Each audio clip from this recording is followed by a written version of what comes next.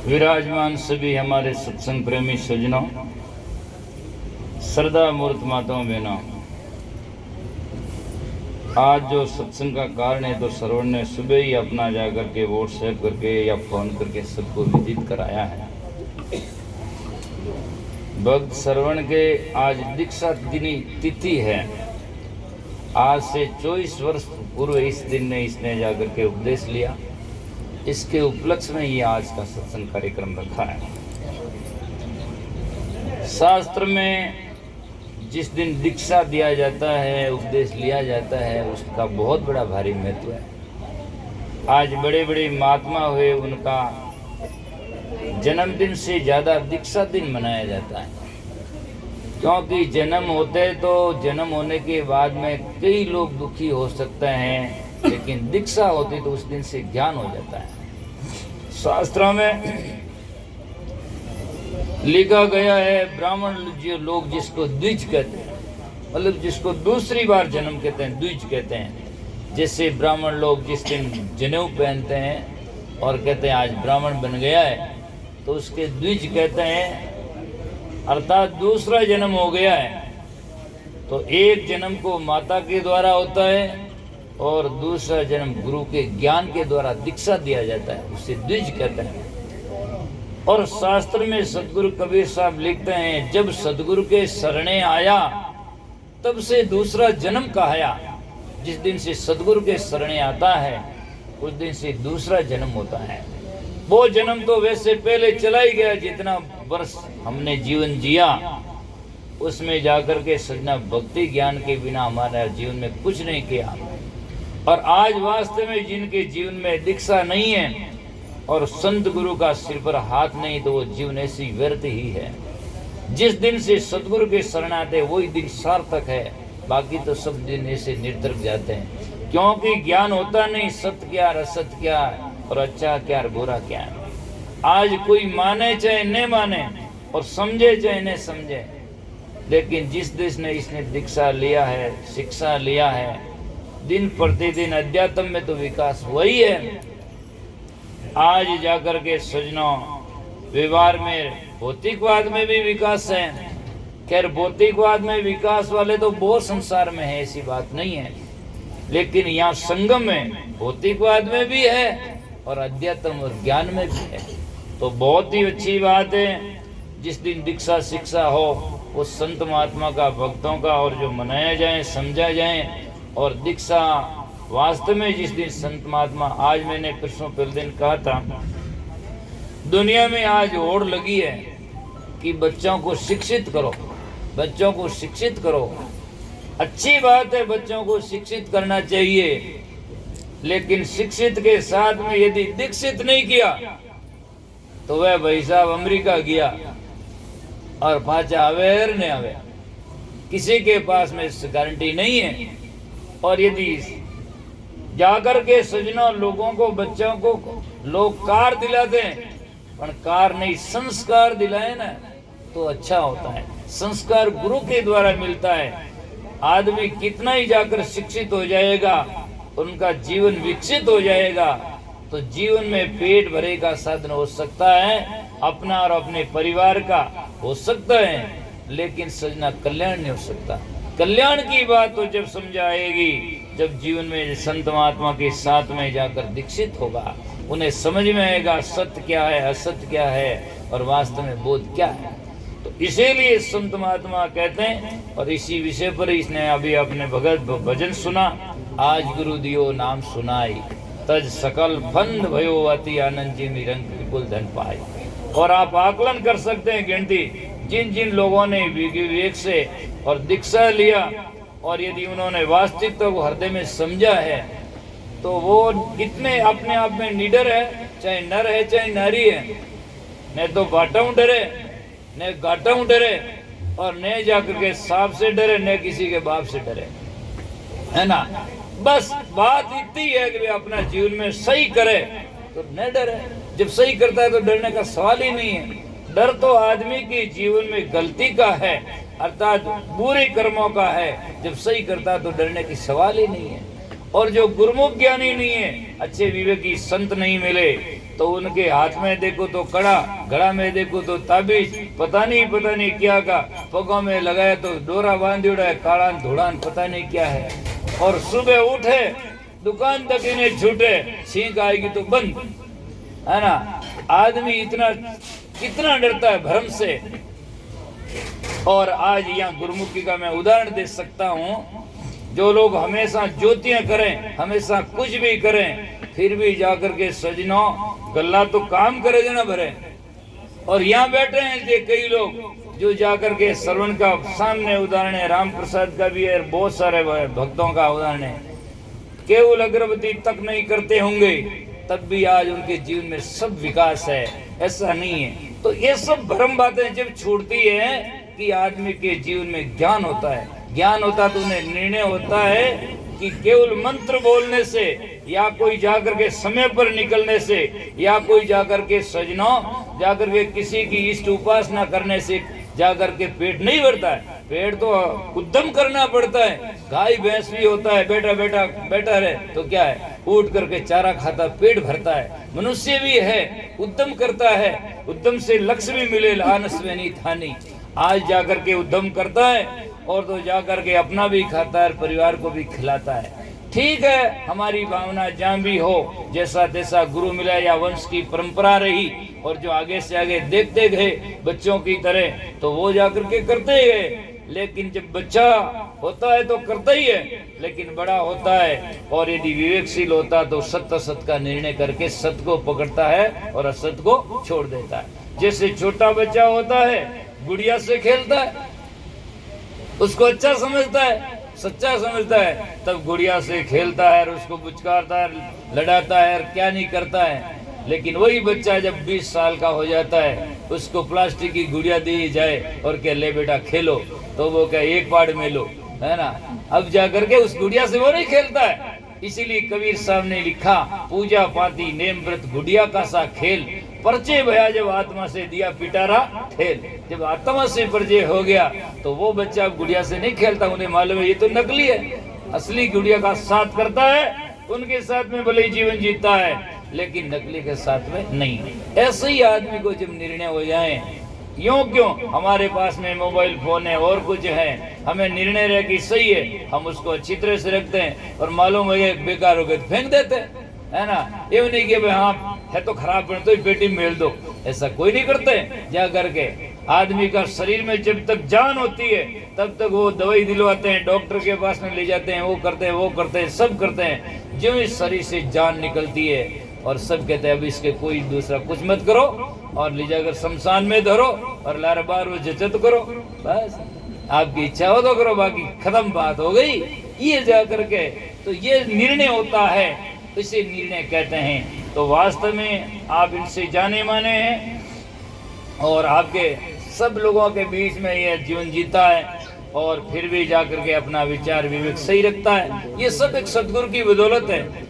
और मेरे सामने सब हुआ, इनके सत्संग दीक्षा लेने के बाद में संबंध भी जोड़ा गया, इसने स्वेच्छा से तोड़ा और जाकर के आज तक अपना जीवन सत्संग कल्याण में जीवन देता है। तो ये भी बात कम नहीं है। आज 1 घंटा आदमी छोड़ नहीं सकता, भोग और विकारों को नहीं छोड़ सकता, सुख और सुविधा को नहीं छोड़ सकता है, ये कम बात नहीं है संसार में। और आप हम हमेशा भजन गाते हैं, यार संसार विघ्न की घाटी जो निकले सो शोर। ये संसार विघ्नों की घाटी है ना। 1 घंटा आदमी घर छोड़कर बाहर नहीं आ सकता है, तो भला जाकर के 1 घंटे में आदमी भोग और विकारों का त्याग नहीं कर सकता है। ऐसे ऐसे उदाहरण देखे जाते हैं। ट्रेन में बैठे बैठे पत्नी और भाई बहन या दुनिया कोई कौन होने वाले होते हैं, जाते घर जाकर भी अपना अश्लील और मनोरंजन कर सकते होंगे, लेकिन ट्रेन और गाड़ियों तक वो रुक नहीं पाते हैं, तब भी जाकर के। और एक जिंदगी में छोड़ना कोई मामूली बात नहीं। संसार में सबसे बड़ा जो है दुख है, वो झंझट है, वो संसार में विकारों का है।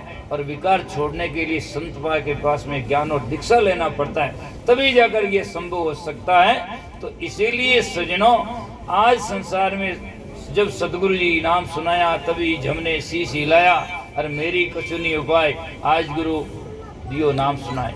आज ये बोलता तो कहता है मैंने किन्हों डर को नहीं गुला है, कोई पूछ पड़ने है को नहीं, किन्हों डर है ना। डर तो जब होता है कोई किसी से नीचे गुलामी करता है, और गुलामी होता है तो कोई नहीं कर सकता मुझे डर नहीं है। काम को जजे जना उठे जजे जना छूटे, कोई कहने वाला तो है ही नहीं। और जो अपना कर्तव्य है बुरा करता ही नहीं तो कहने वाला और भी कोई हो ही नहीं सकते।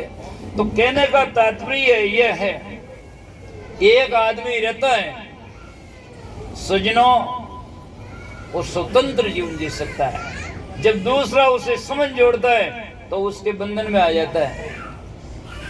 जगत गुरु शंकराचार्य सजना राजा यदु को 24 ग्रहों का जब वर्णन करते हैं, जब वो जंगल में मस्ती से सो रहे थे, राजा यदु जाता है और उनको प्रणाम करता है तो वो बोलते ही नहीं, आंख खोलते ही नहीं। जैसे कि अभी दिनेश ने भजन गाया कि बंधन काटे मोह का बेटा नहीं शंका, उनके नजर नहीं आता क्या राजा और रंका।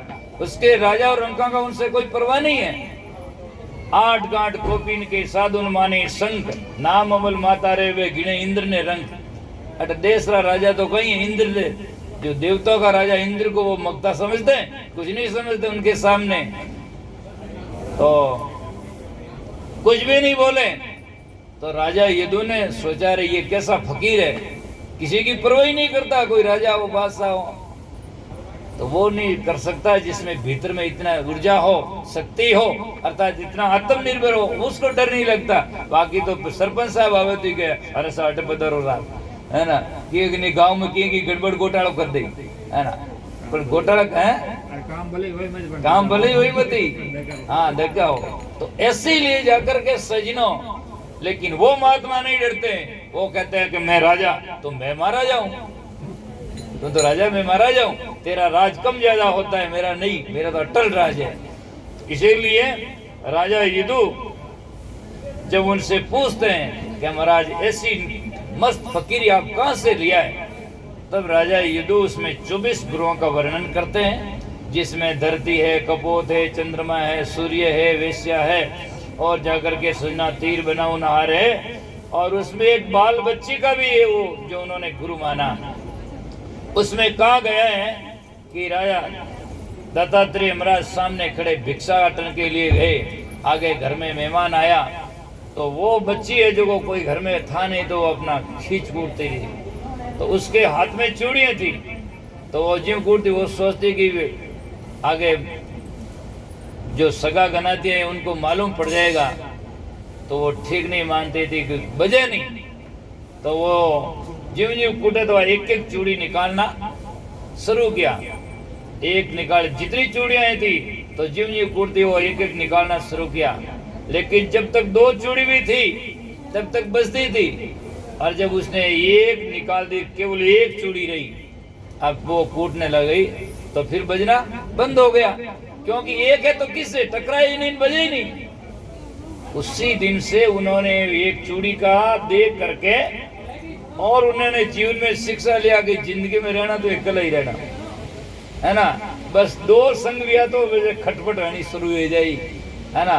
तो इसीलिए जाकर के एक, आज मैं उदाहरण इसलिए दे रहा हूँ कि एक चूड़ी है जो किन्नू खटपट भेज, उनका ही मतलब है, और 2 चूड़ी भेजना तो वेणी है, कुछ न कुछ आज नहीं तो काले। तो ये संसार में संत महात्मा ज्ञान लेने वाले तो थोड़ी चीज से ले लेता है, और नहीं लेने वाला ज्ञान जिंदगी भर सुनता तब भी कुछ भी नहीं समझता है। तो बड़ी सुंदर बात है। तो सतगुरु का जीवन ज्ञान हृदय में आता है तो निडरता से जीवन जीता है, और वो संसार में सजना उन्हें मालूम है कि अपना कमाया कर्म और जो संस्कार साथ में है, आगे वाला जैसा है मिलेगा, और आज हम सही करेंगे तो कोई भी तकलीफ आने का सवाल नहीं पैदा हुआ। ये सत्संग सिखाता है। और पागल जो होते हैं, अंधविश्वासी लोग होते हैं, और जो चमत्कारिक होते हैं, लोगों को बेखावा समझाते हैं, और ऐसा बेखावा सजना केवल उनको बेखावा तक ही है, न उसका कोई धरातल होता है, और न जाकर के सजना ऐसा कोई बन सकता है।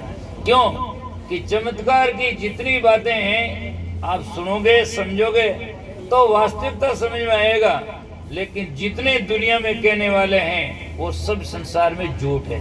मैं बताऊंगा क्यों।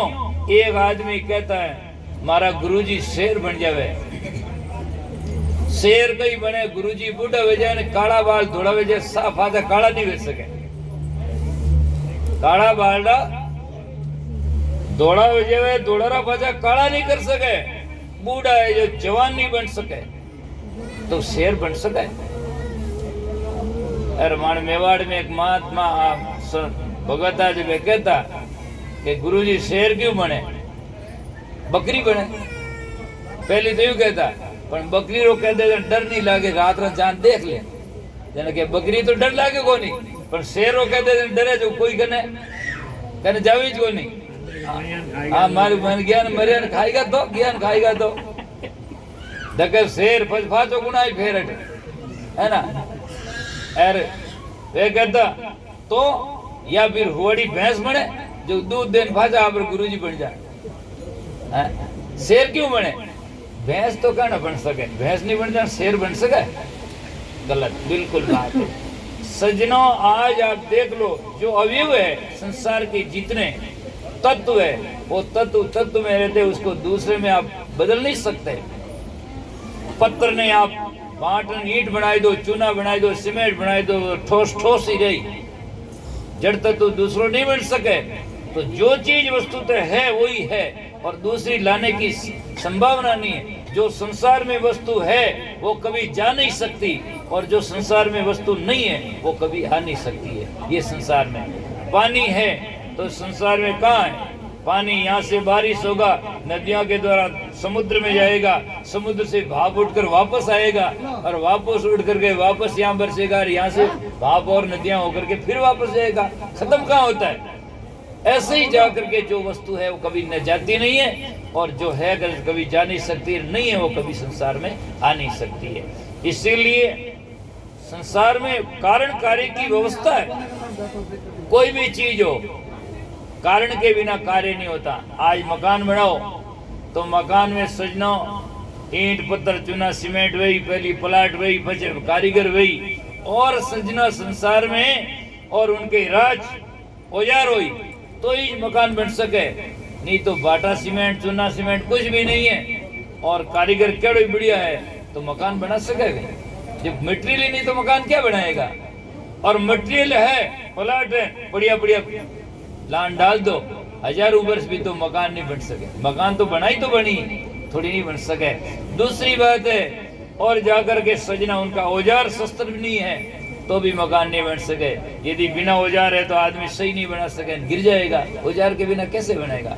एक पत्थर मूर्तिकार है, पत्थर को जाकर के सुंदर रूप दे देता, मूर्ति बना देता है, लेकिन जब उनके पास में औजार मशीनें टांकी हो थोड़ा छीनी होगा तब देगा ना, नहीं तो कैसे माथा हाथ फेरना हो तो कोई मूर्ति बने कोई है?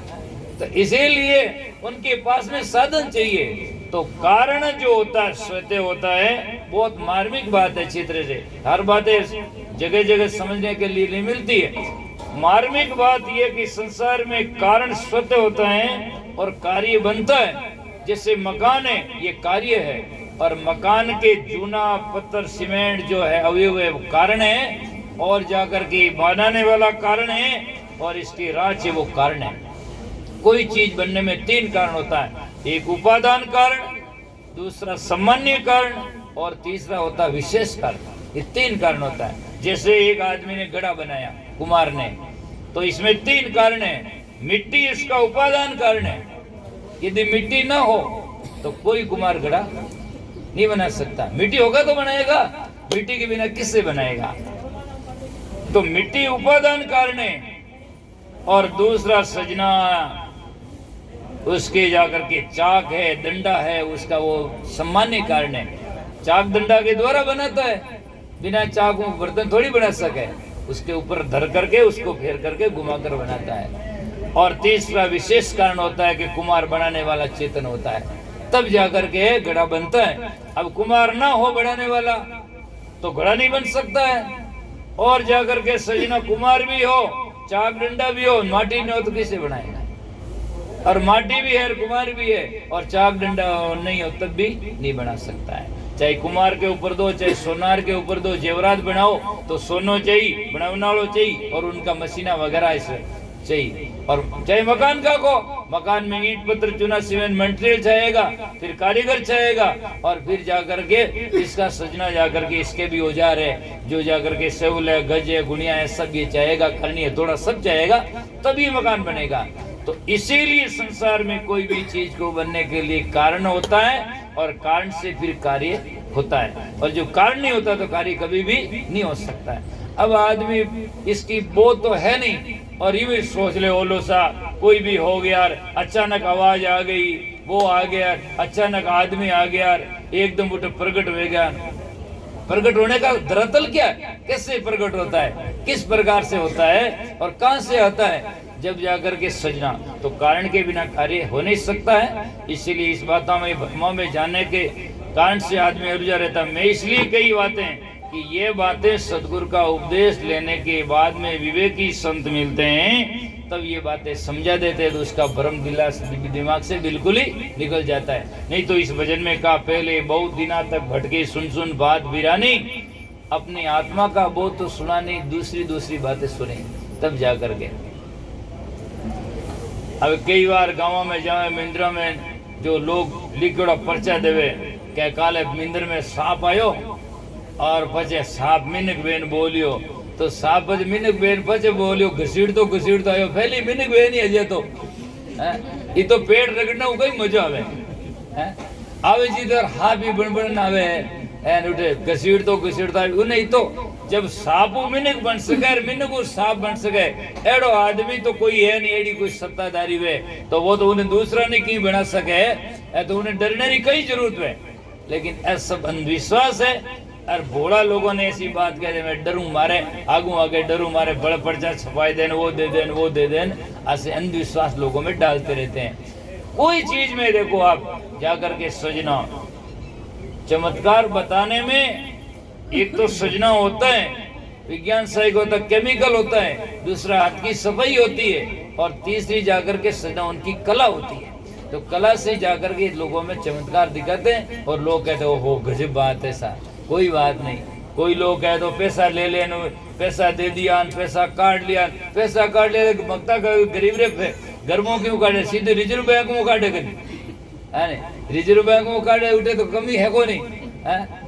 तो ऐसा कोई होता है दुनिया में? कई लोग कहते हैं मूठ भाई दियो, आदमी ने मार दियो, मूठ भावना वालों कोई वह तो सीधो नरेंद्र मोदी ने माथ भावे जो उन्हें मार दे, है नहीं? वो उन्हें विपक्ष गणा है नहीं, है ना, तो उसको मार दे। अरबी मूठ बाने वाला तो पाकिस्तान बॉर्डर में तो ले जाए, जो फौजरी जरूरत ही कौन पड़ी, एक आजन वो गणो फेंक बोक रहे और माता पची खत्म है जा कि એવું कहना वे तने એવું कहना वे बूट ये डोकरन में आ रहे क्यों अटकट तकलीफ पड़े। तो ये सब पागलपना है। बनने का तरीका है सजनो, पुरानी टाइम में क्या होता, हार्ट अटैक आता, बीमारी आती, तो बीमारी का रिसर्च था नहीं, तो एकदम खत्म हो जाता। लोग कहते ओहो इस पर कोई मूठ चलाई दी, वो खत्म हो गया।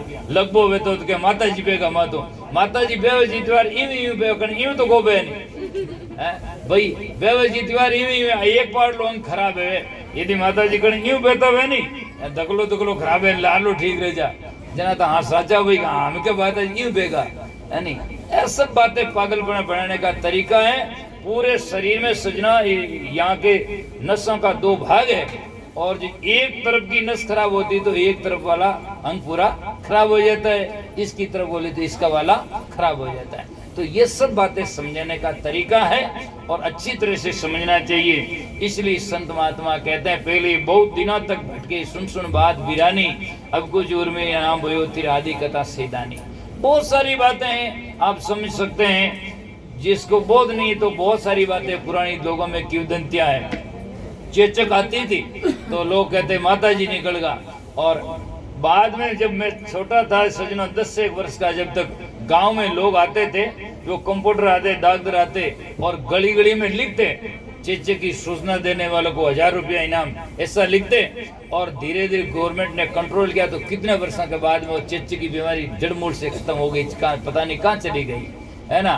तो इसीलिए नारू बाला होता था, लोगों के पाँव में से जैसे जीव जैसे अड़िया जैसा निकलता था, क्योंकि पानी लोग साफ सुथरा पीते नहीं थे, और नदियों का पानी पीते, वो जीव उसमें जाकर के फिर वो लंबे लंबे निकलते थे। धीरे धीरे गवर्नमेंट ने पानी ये तालाबों का बंद कर दिया, और जहाँ से नहरों का आता उसमें दवाई डालते हैं तो पानी साफ। आज एक ही आदमी नहीं है पूरे भारत में दिखाई नहीं देता कि जिसके बाड़ा निकल रहा है, नारू बाड़ा निकल रहा है। तो सब उनका वैज्ञानिक साइंस से कंट्रोल हो गया। और नहीं तो लोग कहते हैं बाप जी दोष कर दियो जो तुम बड़ा निकल दिया फूट रहा है ना। तो बड़ा बाप जी ने बड़ा निकालना, बाप जी ने कहीं तक ब्याज मिले कमीशन मिले है कहीं है नहीं कि लेनो हुए तो आन कह दे भाई मारे वो दे दे, बड़ा निकालने में मजो कोई आवे है।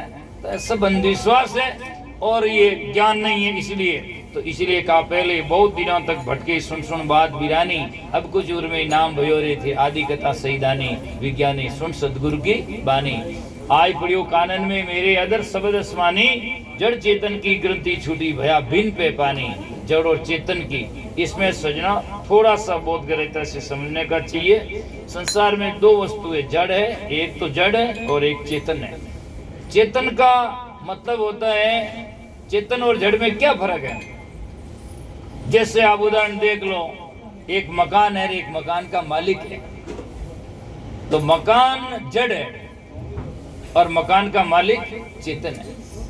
अब मकान ने 10 बार बेच दे तो मकान ही नहीं कहेगा नहीं मैं कौन बिकूं, कि वो जड़ है, उन्हें मालूम नहीं पड़ा कि मैं कौन हूं और मेरा मालिक कौन है।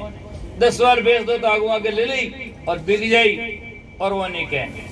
लेकिन मकान ने एक बार भी कोई उन मकान ने माथे आक्रमण कर दे, अतिक्रमण कर दे तो मालिक आन कहते कौन है तू करना लो, मकान मेरा है। तो मकान को मालूम नहीं कि मैं क्या हूं और मकान मेरा है या मालिक में ये मेरा है, और मालिक को मालूम है कि मैं मालिक हूं और मकान मेरा है। समझे आप? तो जैसे मोटरसाइकिल है तो मोटरसाइकिल को मालूम नहीं कि मोटरसाइकिल का मालिक कौन है, बेच दो 10 को बेच जाएगी। और लेकिन मोटरसाइकिल मालिक होगा तो वो कहीं भी जाएगा देख लेगा ये गाड़ी नंबर मेरा है और गाड़ी मेरी है। ये समझ में। तो चेतन होता अपने को भी जानता है और दूसरे को भी जानता है, और जड़ वो वस्तु है न अपने को जानता है और न दूसरे को जानता है। जैसे अब जाकर के औरतों का कंठी जेवरात हो तो वो नहीं जानता कि ये मेरा मालिक है, उन्होंने 10 दुजुड़ी पहराई तो वो नहीं कहा भाई वो हमारा मालिक नहीं है। जिसके गले में डालो वो चला जाए, है ना। लेकिन चोर करके कोई ले जाए तो माता बहन देख दी कहते थी ओ जेवरात ना कंठी तुम्हारी है। क्यों? कि वो जानती वो चेतन है।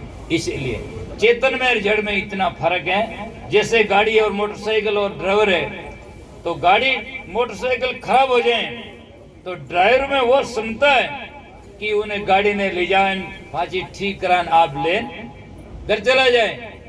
लेकिन ड्राइवर खराब है गए तो मोटरसाइकिल में वह क्षमता नहीं कि ड्राइवर ने ठीक करावे फांसो माथे बैठा ले जावे। उन ड्राइवर ने गाड़ी मोटरसाइकिल दोनों ने कोई दूसरो चेतन ही आवे वो ले जा सके। तो ये जड़ और चेतन का भेद है। और जब तक आदमी ने वो बात समझ में नहीं आवे तो आदमी अंधाधुंध चलता ही रहता है और कहता नहीं सब एक ही हो, सब एक ही करे, सब एक थोड़ा ही है, अलग अलग है। जड़ और चेतन अलग अलग वस्तु है, दोनों अनादि है। चेतन में चेतनता और जड़ में जड़ता है, उसमें चेतनता नहीं है। कई लोग कहते हैं जना नहीं है जना हल्ले की करे, हालनो कोई लोही जड़ है और चुंबक ही जड़ है। लेकिन चुंबक जीव लोरे पास में ले जाए तो लोग खींचना शुरू हो जाए। तो खींचना शुरू होने का मतलब यूं नहीं है कि लो में जीव है जो वो खींचना शुरू हो, वो तो उनका प्राकृतिक आकर्षण है जिससे वो खींच जाता है। लेकिन उसमें जीव नहीं होता है। जीव उसमें होता है कि जिसमें बोध होता है मैं और मेरे को जानता है, उसे जीव कहते हैं। बल्कि जाकर के जीव में बोध होता है। जैसे चींटी है, कीड़ी है, तो ये जीव है। तो कीड़ी आगे जा रही है और आगे आग लागोड़ी है तो फांसी गिर जाए, वापस मुड़ जाए, है ना। उन्हें मालूम पड़ेगा आगे खतरो है, इसलिए वो चींटी वापस मुड़ जाती है। ये जीव की विशेषता है। और जिसमें जीव नहीं है तो सोचना गाड़ी बनी हाथ मुंह छूट गई है तो जगह नदी जाती है को नहीं भाई नदी आएगी है जो को मैं अभी इनमें नहीं पढ़ूं, है ना। वहां तो आगे के आगे गिर जाए, आगे चाहे किसी में आए तो एक्सीडेंट हो जाएगा। गाड़ी चेतन नहीं जड़ है, ये है। तो जड़ चेतन की ग्रंथि छूटी भया भिन्न पे पानी, विज्ञानी सुन सदगुरु की वाणी, जय प्रतापम भय विरागी त्याग सकल कुल कहानी। कुमती गई प्रगट भई सुनता रमता से रुचि मानी, और संतों का संग करने से कुमति का विनाश हो जाता है और सदमति हृदय में आ जाती है। और जहाँ सदमति है वहाँ हमेशा घर परिवार में सुख और शांति रहती है। कुमति के कारण से रावण के घर में दुख हुआ, रामचंद्र जी के घर में, किसी के घर में देख लो आज जिसके घर में कलेश है उसका कारण कुमति है। और सुमति हो, सद्विचार हो, तो फिर कलेश किस बात का, है ना। सबको अपना समझे और सबको जाकर के सजना सेवा करने का भाव हो, तो कलेश होने का सवाल पैदा नहीं हो सकता है। लेकिन ये तो मेरा नहीं, मैं इसका नहीं, ये छोटा है, ये मोटा है, ऐसी कुमति जब रहती है तो जीवन में कलेश पैदा होता है। और कल परसों भी मैंने वहाँ कार्यक्रम में कहा था, जिस दिन मैं आया उस दिन, कि आदमी जीवन में यदि खुद सत्संग न करे, खुद ने खाएं, खुद सेवा न करें तो कोई बात नहीं, लेकिन दूसरों के परिवार में, दूसरों के घर में, दूसरों के दिल में या रास्ते में कांकर बना तो बहुत बड़ा पाप है। आप जाकर के यदि न कर सको तो आप चुपचाप बैठे रहो, बस जो आप अपना भोजन पाते हैं, भीख मांग कर लाते हैं, चाहे कैसे खाते हैं, उनमें जो योग्यता है उनके अनुसार खाएंगे, अपना निवारा करता है, तो उनके लिए हमारा अधिकार नहीं है कि उनके अधिकार को हम छीने या जाकर के उसके ऊपर जाकर के थोप कर अपराध करें या उसके आत्मा को ठेस पहुंचाएं।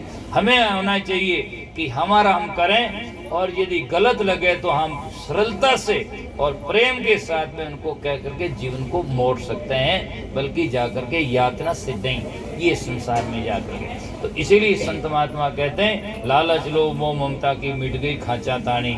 आज जिसकी ज्ञान हो गया तो उनके जीवन में लालच नहीं, जो मिलता है बढ़िया है, शांति से मिले उसी में संतुष्ट है, और नहीं जना बजवा करिए जाओ, हाँ खांचे जाओ, बस जिंदगी भर बटोरो, जिंदगी भर बटोरो, और बस लास्ट में बस खाली कटोरो, है ना, और तो कुछ नहीं है, और क्या मिलेगा, कोई मिलना तो है नहीं है। तो इसीलिए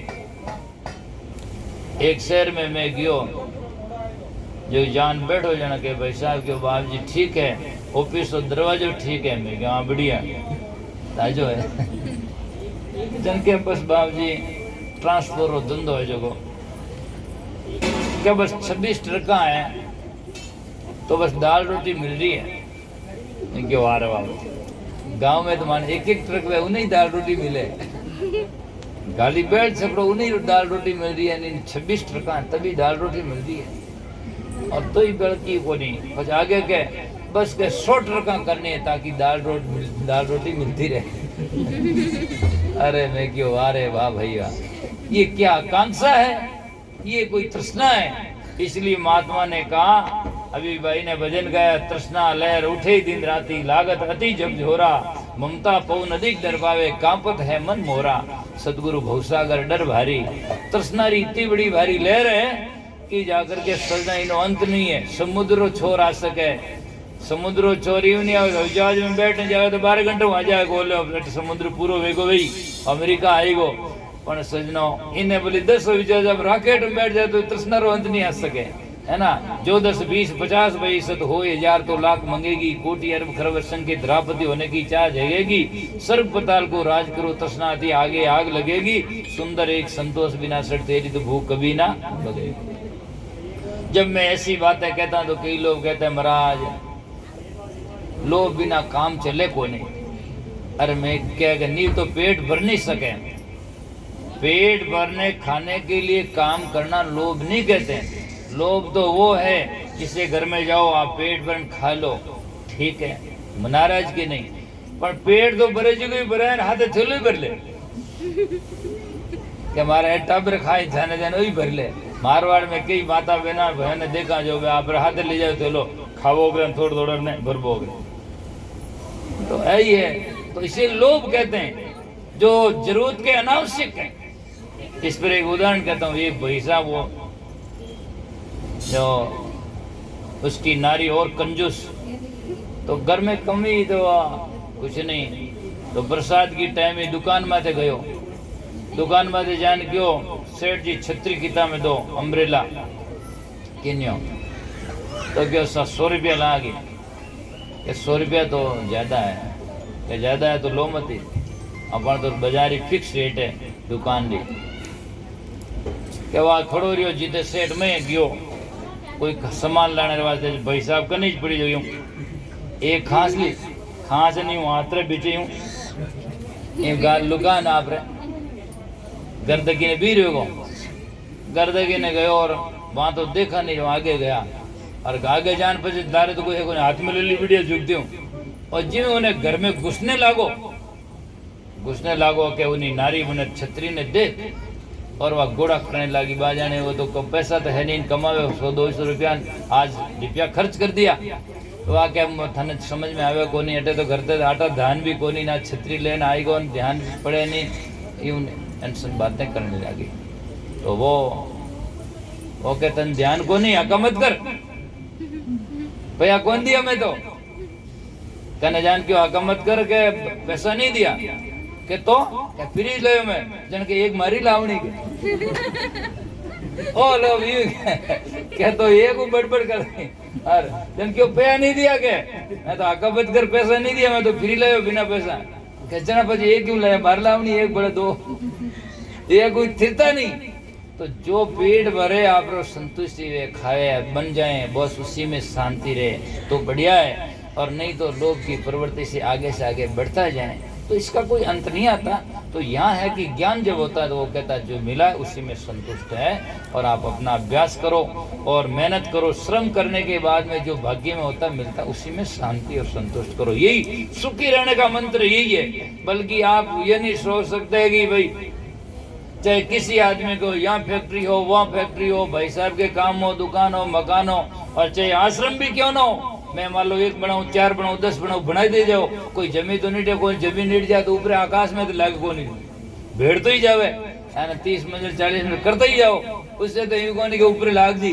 ये तो इसका तो कोई अंत आएगा नहीं है ना तो चाहे मैं करो आप करो कोई आदमी क्यों ना कर सकते हैं उसका अंत नहीं आता अंत तो जब आता है कि हमारी जरूरत आवश्यकता सामान्य शरीर में क्या चाहिए रोटी पानी कपड़ा 3 चीज चाहिए रोटी पानी कपड़ा अर्थात मकान चाहिए भोजन पर समय पर मिले और कपड़ा मिले और जाकर के सजना जाकर के मकान रहने के लिए मिल जाए पहनने के लिए खाने के लिए बस इतना हो जाए तो बस बाद अपना खाओ और बाद में कोई बचे जो अपने परिवार को और उनका भरण पोषण करो और बाकी जीवन जो इसी में शांति है बल्कि जाकर के अरबों असंख्य धरापति हो जाए तब भी कोई पूरा होना नहीं है तो इसीलिए संत महात्मा कहते हैं कि चंचल मन निश्चल होई बेटा सुरती निर्दयी ठेरानी के कबीर दया सदगुरु की मिली अटल राजधानी विज्ञानी सुन सदगुरु की बानी जय प्रतापम भय वैरागी त्याग सकल कुल खाने विज्ञानी सुन सदगुरु की बानी